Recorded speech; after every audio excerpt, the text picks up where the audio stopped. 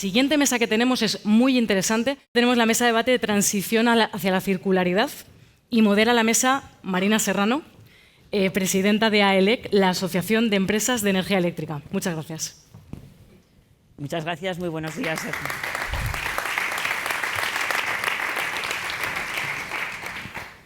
Muy buenos días a todos. En primer lugar, es una satisfacción estar aquí. Quiero felicitar por esta iniciativa. He participado varias veces en este Congreso de Sostenibilidad y creo que es una muy buena idea celebrar y hablar de los temas de sostenibilidad, que son los que van a marcar el futuro de nuestra sociedad.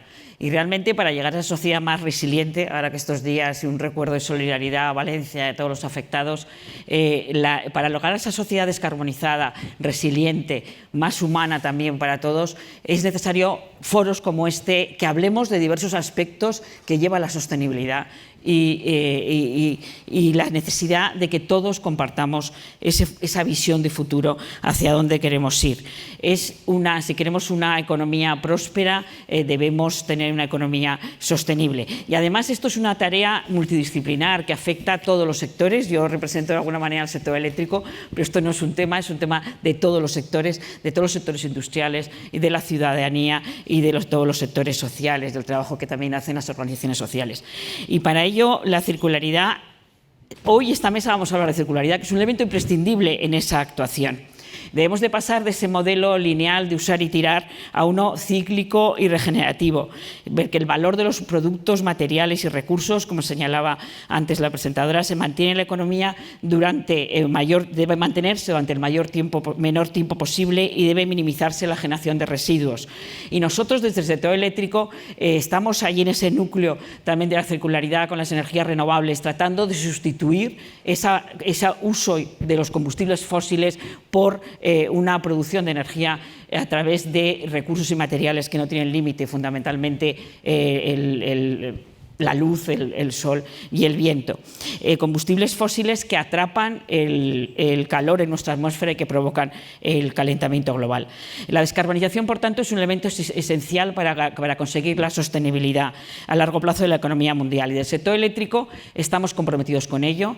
Se va a producir solo con energías renovables sin emisiones, pero el sector eléctrico tiene que acompañar a todos aquellos otros vectores que deben descarbonizarse. Fundamentalmente el transporte, que es un gran emisor, la industria, que tiene unos procesos de descarbonización, también depende de cada proceso productivo diferentes, y las ciudades y limitando esas emisiones que se producen. Y desde ahí tenemos que acompañarnos por todo aquello que se electrifique. Al producirse la electricidad con energías renovables ya va a estar descarbonizado. Por eso es nuestro deber como sector eléctrico acompañar en este proceso. Y este proceso, y con ello también la circularidad.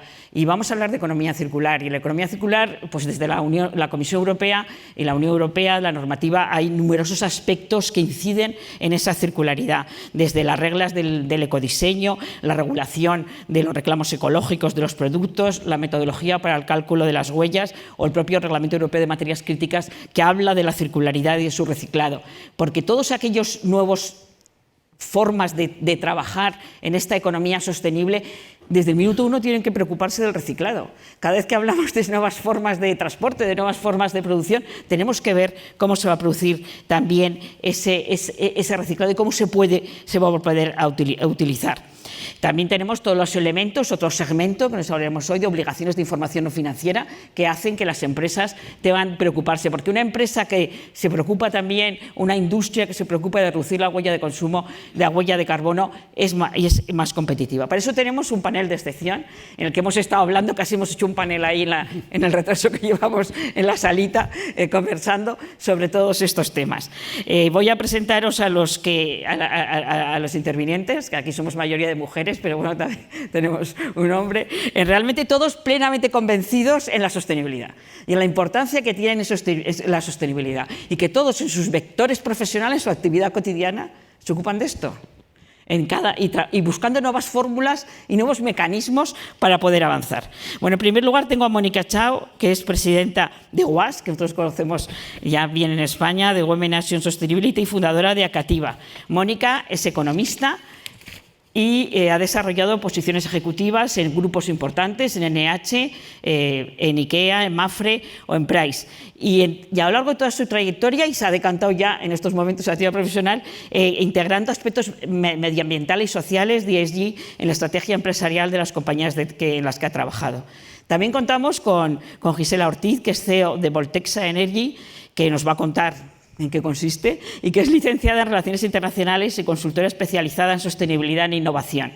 Gisela ha trabajado liderando diversas iniciativas de gestión ambiental para empresas, gobiernos y organismos internacionales. Su trayectoria también se ha centrado en buscar soluciones innovadoras para promover la sostenibilidad ambiental, a la vez que impulsar el crecimiento estratégico de las empresas. Porque también es algo que no hemos de olvidar y que la nueva Comisión Europea tiene muy presente: sostenibilidad, descarbonización, pero competitividad de las empresas. Y tienen que ir de la mano ambos elementos. Y por último, tenemos también de sobra conocido a Germán Granda, director general de Forética. Es licenciado en Ciencias Económicas, Ciencias Políticas y Sociología. Germán ha colaborado durante los últimos 20 años en fortalecer los programas de responsabilidad social y sostenibilidad de más de 200 empresas, tanto en España como a nivel internacional, como en todo el desarrollo de cuáles son los estándares internacionales en la materia y las políticas de promoción de la responsabilidad social corporativa de los gobiernos, sectores empresariales y entidades públicas. Es vocal del Consejo Estatal de Responsabilidad Social Empresarial del Ministerio de Trabajo, Migraciones y Seguridad Social en España. Bueno, vamos a empezar el debate. Primero empezamos por Mónica. Desde vuestra organización, desde UAS, tratáis de promover la sostenibilidad en la toma de decisiones al más alto nivel. ¿Cómo creéis que... Bueno, cuéntanos un poco cómo hacéis esto en UAS, pero ¿cómo creéis que la circularidad se integra en las estrategias empresariales de los últimos años? Bueno, muchas gracias por la invitación a estar en este encuentro y bueno, con esta mesa de gente fantástica. Nosotras en UAS nos constituimos como asociación hace 4 años ahora y estamos formadas, integradas por personas que tienen más de 15 años de experiencia en estos temas, es decir, que aportan rigor cuando hablamos de cualquiera de estas cuestiones que tienen que ver con temas medioambientales, sociales o de gobierno corporativo. Entonces, nosotras hemos visto en los últimos años que las personas expertas en estos asuntos a veces no cuentan ni con los recursos ni con el espacio para que su voz se oiga en los lugares donde se toman las decisiones. Y paralelamente parece que hay determinados colectivos, había determinados colectivos, por ejemplo los jóvenes o gente que demanda más acción a las empresas, cuando tenemos todo un pool, ¿no?, como las personas que estamos hoy aquí y vosotros, de personas que tienen conocimiento y que pueden explicar por qué pasan las cosas y cómo evitar que ocurran determinados riesgos y donde está el riesgo encontrar una oportunidad. Así que con este objetivo fundamos UAS, que la sostenibilidad esté en la alta decisión, pero sobre todo para identificar qué es lo que tenemos que cambiar y en ese cambio encontrar esas oportunidades de negocio que tú comentabas, Jorge, tienen que ver con la economía y tienen que ver con las empresas.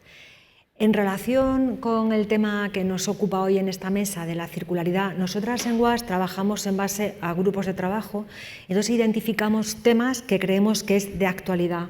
Fijaos con qué certeza lo hacemos, que presentamos a finales de este mes un informe con nuestra opinión sobre la necesidad de acción en adaptación al cambio climático. No digo más, ¿no?, con lo que estamos viviendo en estos días. Igual que estas cuestiones, que esta cuestión, por ejemplo, a lo largo de estos años hemos ido trabajando en otros asuntos. En relación con la circularidad, desde que nos constituimos identificamos que la circularidad es un elemento fundamental en la transición hacia una economía más sostenible. Y estamos hablando de competitividad y estábamos hablando de crecimiento de las empresas. Hemos visto el informe Draghi hace unos meses, el informe de Enrico Letta, que estaban, ¿no?, hablándonos de la estrategia de Europa y qué elementos son fundamentales, y hablan de la competitividad. Y cuando hablan de la competitividad hablamos, por ejemplo, de la escasez de materias primas y del precio de las materias primas. Y esto es hablar de circularidad y cómo somos un área donde tenemos esta capacidad de autoabastecernos de determinadas materias. Entonces, nosotras en concreto lo que hemos hecho, llevamos trabajando en este asunto, como os decías, desde que nos constituimos. Lo primero que hicimos es ayudar a las pymes, hicimos una guía que podéis encontrar en nuestra página web para que las pymes sepan cómo trabajar y cómo identificar la generación de valor en torno a la economía circular. Y en estos últimos 3 años hemos trabajado también con los jóvenes, que también yo creo que se ha mencionado en las mesas anteriores, y con las administraciones públicas. Creamos no sé cómo llamarle, una actividad que se llama Aguas Circulamos, y lo que hacemos es que creamos un ágora de debate con investigadores, con empresas, con estudiantes, con administraciones públicas y las universidades. Lo hemos hecho en País Vasco, lo hemos hecho en Galicia y la semana pasada lo hicimos en Zaragoza. Están involucrados tanto los gobiernos regionales como los ayuntamientos y la universidad. Invitamos a los jóvenes que participen. He de deciros que para animar a que esto ocurra, porque también hablábamos en el debate previo que hemos tenido de la importancia de animar a los jóvenes y no siempre es fácil, ponemos una barra de cerveza, fijaos qué interesante, y también pues hacemos unos premios y se les dan unos créditos en sus asignaturas por asistir a este debate, y les planteamos unos retos donde ellos plantean estas soluciones, con lo cual es un proyecto donde, fíjate, en Zaragoza nos han dicho que quieren, o sea, con nosotros o sin nosotros lo van a seguir haciendo, porque los jóvenes están encantados, las empresas están encantadas, con lo cual nosotras lo que identificamos es que hace falta acción. La acción tiene que ver con poner en conocimiento de los agentes, todos los agentes, tanto empresas, administración pública como el futuro, ¿no?, los jóvenes, qué es lo que se puede hacer y plantear soluciones para que podamos poner en marcha. O sea que sin duda colaborar, ¿no?, colaborar para que este cambio ocurra es súper importante de cara a lo que viene en Europa y trabajar en autonomía estratégica. Muchas gracias, Mónica, por explicarnos lo que hacéis, porque efectivamente es un tema, iba a decir, no, transversal absolutamente, y llegar a la pequeña y mediana empresa, llegar a los jóvenes, hay que llegar a todos los segmentos y a todos. Gisela, desde el sector energético tenemos una gran responsabilidad porque somos muy emisores, pero también es una oportunidad para nuevos modelos de negocio, para nuevas formas de trabajar para conseguir la descarbonización de la economía. Tú, como CEO de una compañía de un sector energético, ¿cómo lo ves? ¿Qué importancia tienen las energías renovables? ¿Cómo se integran en otros modelos de negocio y en concreto en la circularidad? Gracias, María. Gracias, Jorge. No se oye, no sé, ahora, a ver. Ya.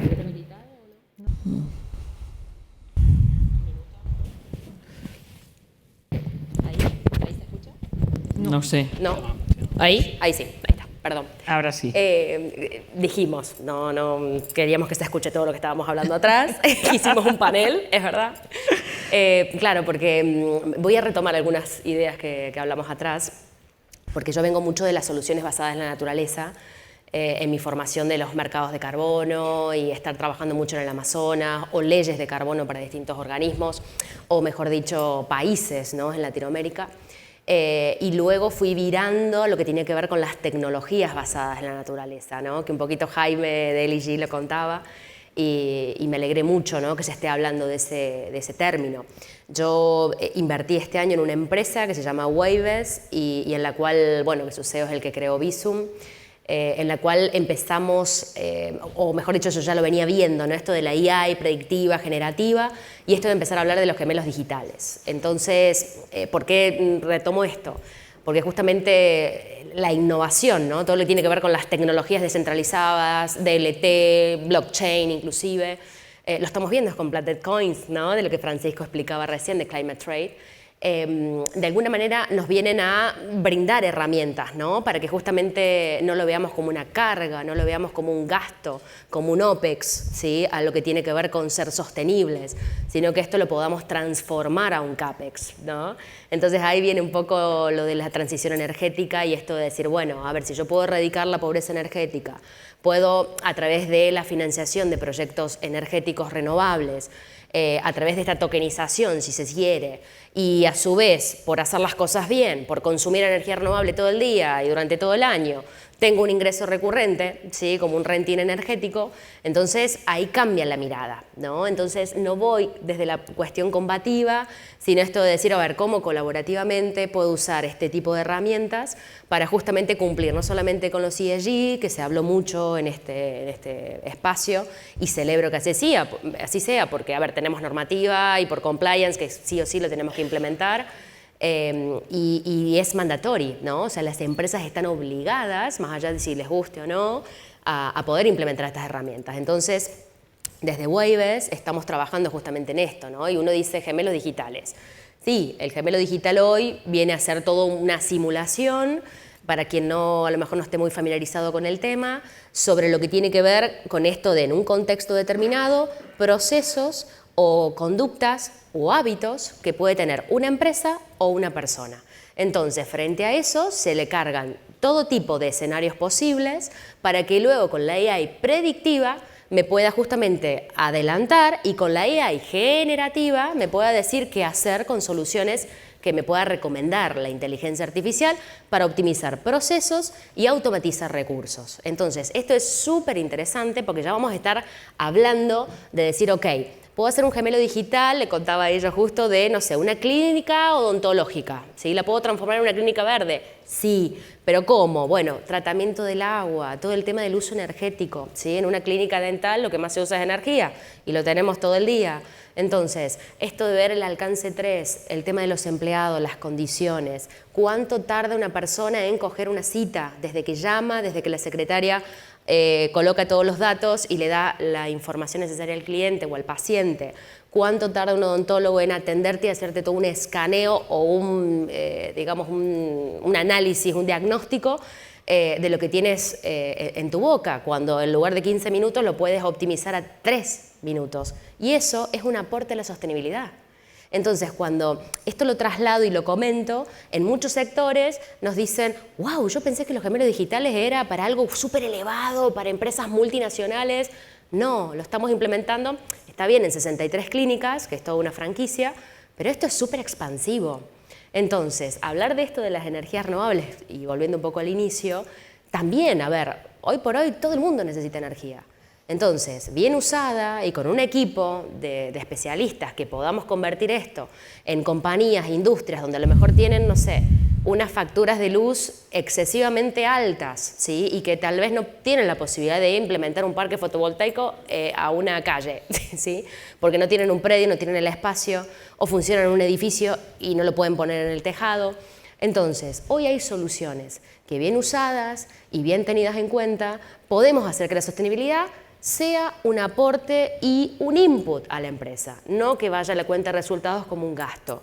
Porque hoy ser sostenible, como muchos me dicen, está de moda, pero cuesta dinero. Bueno, yo ahí reformulo y digo, bien usada, con la innovación que nos invita a pensar y a tener tiempo, ¿no?, en innovar en estos procesos, podemos hacer que esto trabaje a nuestro favor y que seamos de alguna manera conscientes con este cambio, como decía Jorge en su ponencia anteriormente, que me encantó la mirada, en esto de decir, bueno, seamos parte de este cambio, pero real, no de la boca para afuera. Muchas gracias, Grisela. Es verdad, la innovación ayuda, no se ayuda, debe formar parte de estas nuevas empresas sostenibles y que no se vea como una carga, sino que además permite desarrollar nuevos modelos de negocio. A ver, Germán, habéis hecho desde Forética un informe que señala pasos necesarios para avanzar en la circularidad. Siempre estáis viendo y siguiendo qué oportunidades tienen para las compañías, además de los beneficios medioambientales, esa impronta de sostenibilidad y de energía circular. ¿Cómo veis en vuestro informe que las empresas están integrando la circularidad en sus estrategias? ¿Y cuáles son los retos que afrontan? Muchas gracias. Buenos días a todos. Gracias, María. Gracias a Jorge, tu equipo de Cambio 16. Y vamos, Forética lleva, este año cumplimos 25 años, ¿no? 25 años, grupo de más de 200 empresas y organizaciones que están tratando de acelerar esa transformación a la sostenibilidad, algo que desde luego no es sencillo, pero obviamente cualquier organización, empresa dentro de Forética tiene que tener ya ese compromiso net cero, basado en la ciencia, nature positive, ¿no?, positivo con la naturaleza, o el compromiso con el ámbito con las personas de derechos humanos o de inclusión. No hace tanto, ¿no?, surge antes, ¿no?, se etiquetaba, ¿no?, la economía circular con ciclo de vida u otro tipo de aproximación, pero desde hace 7 años Forética, que es el informe que trasladas, creó un grupo específico, un grupo de acción en economía circular. Ese grupo de empresas son las que, bueno, pues han ido trabajando para el resto de las empresas socio y también para trasladarlo a la opinión pública. En primer lugar, esa parte del business case de la economía circular, obviamente en el momento que, ¿no?, que lo contabais muy bien, ¿no?, y dice la Mónica, que tiene sentido económico y una reducción de costes, hay una oportunidad de generar nuevos productos, nuevos servicios, llegar a nuevos mercados, ¿no? Bueno, pues obviamente la economía circular pasa a la toma de decisiones en otro ámbito, ¿no? Pero también porque hay un diagnóstico, obviamente, en el contexto global muy relevante, ¿no? El último informe del Circularity Gap, se llama, ¿no?, dice que hemos pasado de reutilizar materiales secundarios, ¿no? En 2018 era un 9,1% en el mundo, ¿no? Utilizamos un 9,1% de materiales secundarios, ha bajado al 7%, ¿no? ¿no? Se supone que aunque se han hecho muchos esfuerzos, se sigue generando muchísimos residuos que no vuelven a entrar, digamos, en la rueda, suponiendo además, bueno, pues generación de más CO2, etcétera, ¿no? De hecho, esperamos que de aquí al 2050, del 2020 al 2050, se eleve la cantidad de residuos en el mundo un 73%, por ejemplo. Y si vemos los últimos 10 años, hemos consumido los mismos materiales que en todo el siglo XX, ¿no? Esas son las cifras que tenemos sobre la marcha. Es insostenible, es un mundo insostenible y obviamente hay que cambiar la forma de actuar. El informe en sí se llama acelerar la transformación, pero es que ya no es urgente, ya obviamente no hay tiempo y hay que buscar los elementos, hablando con gobiernos, con la sociedad, que incluso cambiando la mentalidad de las propias organizaciones, ¿no? Porque Forética, bueno, pues tenemos la suerte de un grupo de empresas muy comprometidas en este ámbito, pero desde luego hay que hacerlo llegar al resto de empresas y sociedad.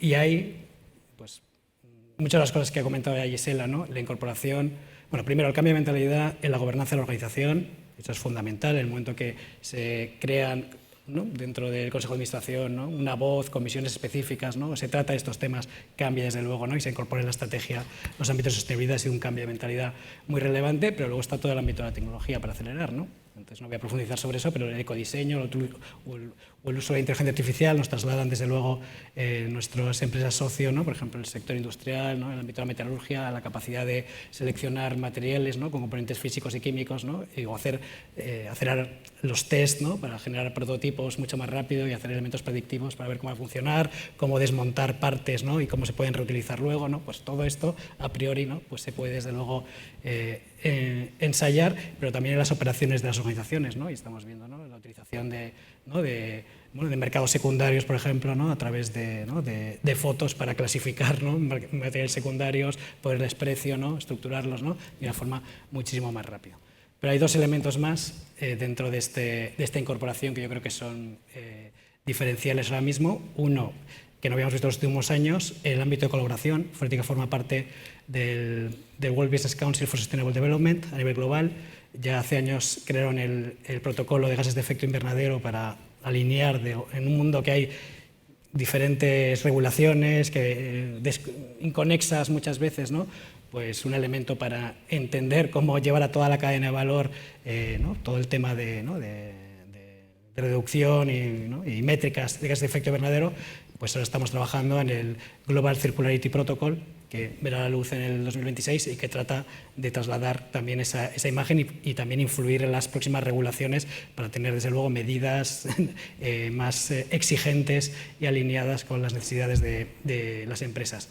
Y un último punto, yo creo que ha cambiado también, es cómo se están dirigiendo, por lo menos un grupo de empresas al consumidor final y a la sociedad, ¿no? Que se están implicando mucho más, lo estamos viendo, y hoy lamentablemente, ¿no?, y agradecer a todas las empresas y ONGs que están, ¿no?, respondiendo al reto de la DANA y cómo cambia la logística y cómo se incorporan, igual que hicieron en el COVID, ¿no?, a ese cambio rápido.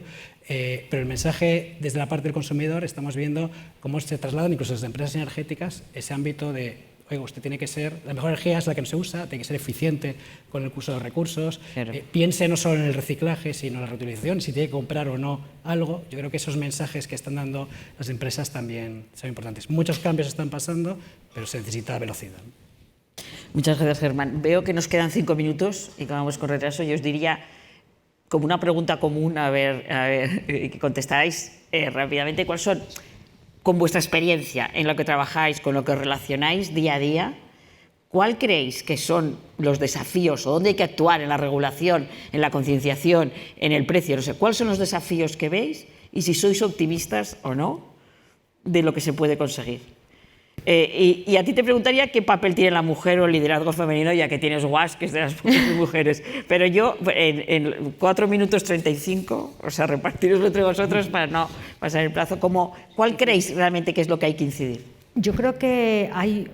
bueno, lo veíamos en el informe del World Economic Forum este año, que el principal riesgo que tenemos es la desinformación. Y yo creo que estamos en una desinformación absoluta sobre lo que significa la sostenibilidad para la empresa y para la economía.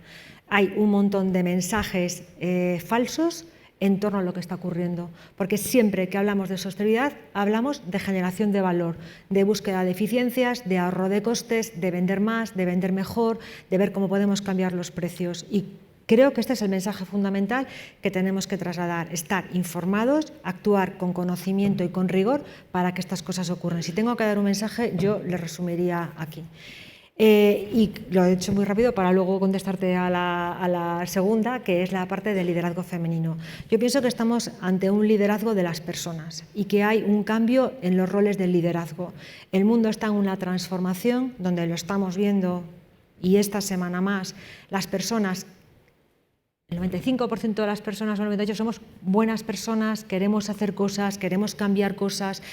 Y en el mundo, lo hablábamos también en el debate anterior, a veces estamos ante un retroceso en las democracias, estamos ante un retroceso en los derechos humanos, los derechos de todos, pero también los derechos de las mujeres. Hablamos de Afganistán, de Irán, de México, de Colombia, de tantos países donde están pasando cosas terribles de las que no hablamos porque tenemos los oídos saturados de oír lo que está ocurriendo.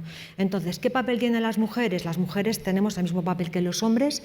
Todos como sociedad tenemos que seguir avanzando. Una sociedad justa y una sociedad igualitaria que trabaja por los derechos humanos es una sociedad donde las personas, hombres y mujeres, hacemos y vivimos nuestra vida como la queremos vivir sin que nadie nos ponga ningún tipo de limitación o de cortapisa a lo que va a ocurrir. Creo que las mujeres hoy en día hemos tenido la suerte, quizás nuestras generaciones, de llegar a un momento en países como Europa donde tenemos oportunidades, pero no tenemos que olvidarnos de lo que está pasando en otras partes del mundo. Os hablo de casos extremos, pero yo en concreto estoy haciendo un estudio para 11 países latinoamericanos y solamente el 3% de las posiciones directivas están ocupadas por mujeres y además ese 3% hay unas características sociodemográficas muy concretas sobre quién puede acceder a esos puestos. Quiero decir con esto que es una labor de todos, de hombres y mujeres, y si tengo que decir algo, creo que la lucha por los derechos humanos, las democracias y crear una sociedad próspera, bella y sostenible, creo que es una labor de todas y que las mujeres además lo que tenemos que hacer es continuar haciendo lo que hemos hecho y apoyarnos sin duda en todos nuestros compañeros y amigos que nos han ayudado para que esto pueda ocurrir. Muy bien, muchas gracias. Sí, coincido 100%, Moni, con lo que decías. Quiero añadir esto de no confundir con ESG y sostenibilidad, que pasa mucho en las compañías, que no es lo mismo.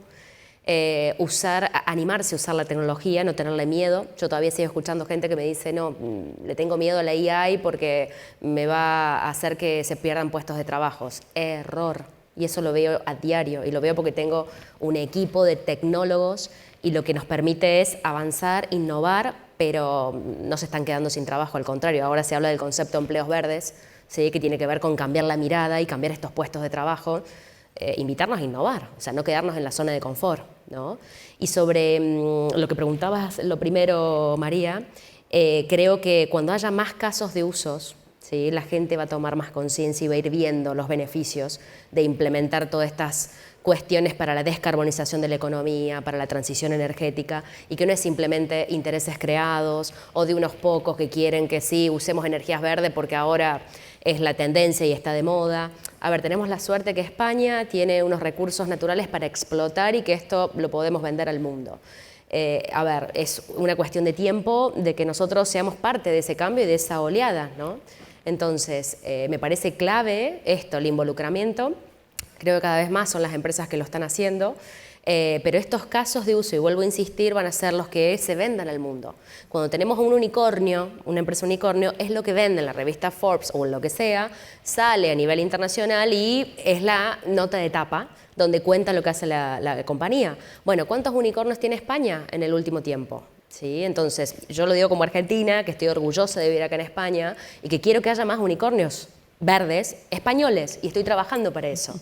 Pero entonces los insto a que sean parte del cambio y que se unan a asociaciones o a los distintos stakeholders como Forética, que hizo un congreso brillante con más de 600 personas y que se quedó gente afuera, con la clave del ESG, donde justamente te dejan ser parte de esto, ¿sí? Así seas parte de un think tank, donde puedas generar distintos papers y que realmente hagamos fuerza entre todos. Y esto del rol de la mujer coincido 100%. Cada vez más, yo vengo de Latinoamérica donde justamente los CEOs, las CEOs mujeres somos muy poquitas. Entonces, celebremos que aquí hay una normativa para los consejos de administración donde se van a exigir el 44% de las mujeres. Empecemos a acompañar eso, pero seamos parte, no nos quedemos afuera. ¿Sí? Y si hay desconocimiento, nos involucramos. Total, el no ya lo tenemos, como se dice. ¿Sí? Y no, a ver, ¿nos podemos equivocar? Sí, mientras no sea adrede. ¿Sí? Pero para esto necesitamos que estemos todos unidos. Y para esto hay muchísimas herramientas desde los organismos públicos y celebro el trabajo, la fusión que hay entre lo público y lo privado. Acá se dan muchas oportunidades. No cortarse solo por el ámbito privado o ámbito público. Me parece que es clave para salir como sociedad adelante. Muchas gracias, Isela. Germán.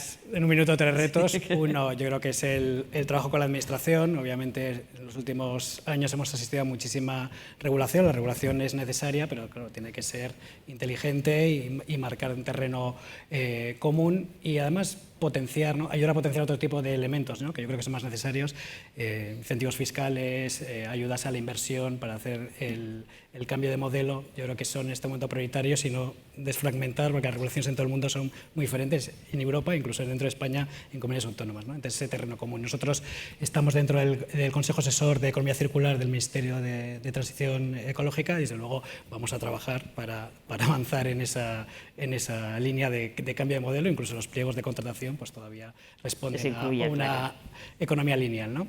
El segundo es el cambio de mentalidad de las empresas. Ahí estamos haciendo el trabajo, pero también hay que ayudarlas y otras de herramientas. Hicimos un trabajo dentro del Grupo de Economía Circular de ver, precisamente ante la falta de este tipo de mercados secundarios, ver diferentes empresas, diferentes sectores, qué subproductos se iban generando y cómo se podían beneficiar unos de otros. Está el trabajo publicado, pero cuando hacemos la reflexión sobre cómo podemos, ¿no?, qué nos sobra, digamos, qué se convierte en un problema, ¿no?, y que es un input para otra organización, encontramos que hay conexiones incluso entre diferentes industrias, con lo cual ese ejercicio, desde luego, hay que realizarlo.